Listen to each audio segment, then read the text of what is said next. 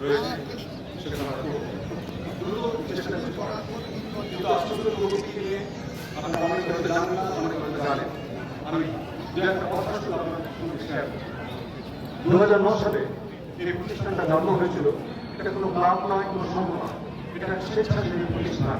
আমি মনে করেছিলাম যে স্বামীজি কাউকে তো ঈশ্বর কাউকে কাজটা করার মালিক নয়।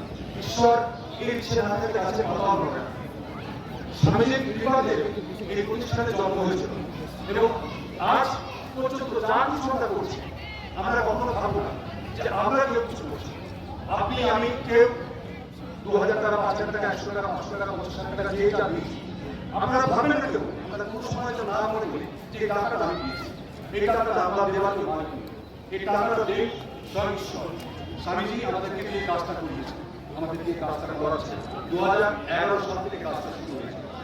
আপনারা বিশ্বাস করবেন 2012 সাল থেকে আমরা স্টুডেন্টদের পাশে দাঁড়াতে শুরু করেছিলাম। প্রথম লক্ষ্য ছিল যে মেধাবী ছাত্রছাত্রী যারা রয়েছে, যারা পড়াশোনার চেষ্টা করছে কিন্তু আর্থিক অভাবের জন্য তারা পড়াশোনাটা চালিয়ে যেতে পারছে না, মনে হয়েছে সেই সময় যে তাদের পাশে যদি কিছুটা দাঁড়ানো যায়। আমরা একটা স্টুডেন্টের পুরো দায়িত্ব নিয়ে আমরা নিতে পারি, আমরা সামান্য কিছু দিয়েছি, তাদের পাশে দাঁড়িয়েছি। কিন্তু এই দাঁড়ানোটা একটা মানুষের কাছে অনেক কিছু, যার কাছে কিছু নেই তার কাছে ওই যেটুকু আছে সেটাও তার কাছে অনেক। একটা পথ খুলে যায়। আজকে আমরা আসানসোল প্রগতিতে 210 জনের উপরে মানুষ। আমরা বিশ্বাস করি গত বছর আমরা এখানে স্টুডেন্টদেরকে দিয়েছিলাম, আমি বলেছিলাম সংখ্যাটা ছিল 98। আজকে এই সংখ্যা জানেন কত?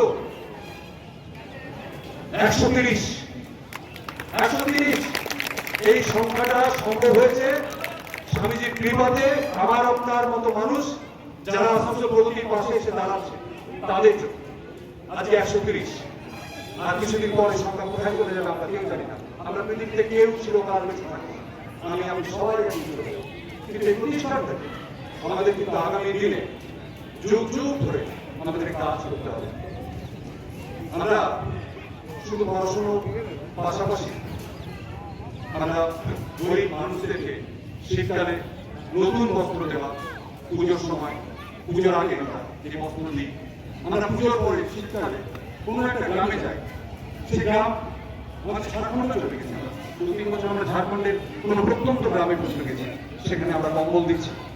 প্রচুর মানুষ চিকিৎসার অভাবে চিকিৎসা করতে পারছে না, চিকিৎসা ব্যবস্থা এখন এমন জায়গায় চলে গেছে, আমাদের কাছে আবেদন করে, আমরা যথাসাধ্য চেষ্টা করি। আজকে আমরা এখানে 7 জন ক্যান্সার পেশেন্টকে 25,000 টাকা করে চেক আমরা তুলে দেবো। এই টাকাটা তুলে দেওয়া সম্ভব হচ্ছে স্বয়ং স্বামীজির কৃপাতে। এটা সম্ভব আমাদের দেওয়া হতো। আমরা 11 জন থ্যালাসেমিয়া বাচ্চার দায়িত্ব নিয়েছি, যারা প্রত্যেক বছর তারা যতদিন এই পৃথিবীতে বেঁচে থাকবে আসানসোল প্রগতি তাদের কাছে কমিটমেন্ট করছে যে এই টাকা প্রত্যেক বছর এই খেলার মাঠে ফাইনাল টিম তাদের হাতে তুলে দেবে।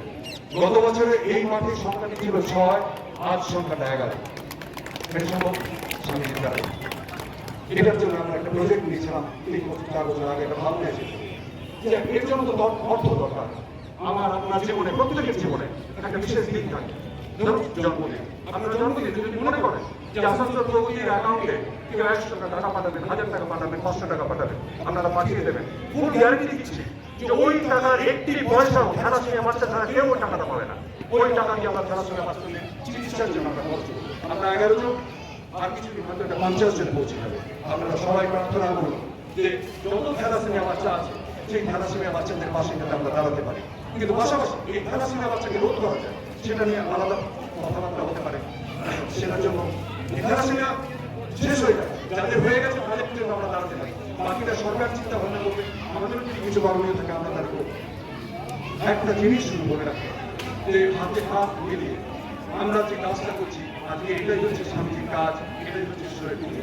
আমরা যে টাকা পয়সা যা কিছু দিচ্ছি এটাই হচ্ছে আজকে মন্দিরে গিয়ে, মসজিদে গিয়ে আপনি পুজো করবেন, অর্পণ করবেন, যা কিছু করবেন, তার থেকে অনেক বড় পুজো আজকে এখানে স্বামীজির পুজো হচ্ছে, আজকে ঈশ্বরের পুজো হচ্ছে। আজকে থ্যালাসেমিয়া বাচ্চাদের পাশে আমরা দাঁড়াতে পারছি, আমরা ক্যান্সার রোগীদের পাশে দাঁড়াতে পারছি, আমরা 18 জন ছাত্রছাত্রীর পাশে দাঁড়াতে পারছি। তারা জীবনে প্রতিষ্ঠা পাবে, একদিন তারা মানুষের পাশে দাঁড়াবে। আপনারা দেখেছেন এই ছেলেগুলো একজন তার বাবা হয়তো সেই সময় ইয়ে চালাতো, জেনারেটর চালাতো। ভালো রেজাল্ট করেছে। পয়সা হলে পয়সা বন্ধ হতে পারে। আসানসোল পৌরসভা তার জন্য চিন্তা করেছে। আমরা তাদের পাশে দাঁড়িয়েছিলাম। আজকে তাদের কাছে কোনো ছাত্রছাত্রীর কাছে একটিও আসানসোল পৌরসভার পক্ষ থেকে একটা ফোন যাবে না যে তোমরা ভাই চাকরি পেয়েছো একটা মিষ্টি খাওয়া, তোমরা এখানে 500 টাকা দাও। এই কথা কেউ আসানসোল পৌরসভার পক্ষ থেকে বলবে না।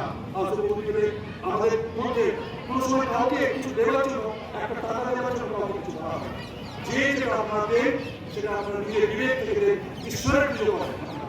এই ছেলেগুলো জানেন যে চাকরি দেবে, চাকরি পেয়ে ফোন করে বলছেন তুমি ঢোকা করো, বলছে ঠিক আছে সেটা দায়িত্ব আমি নেবো।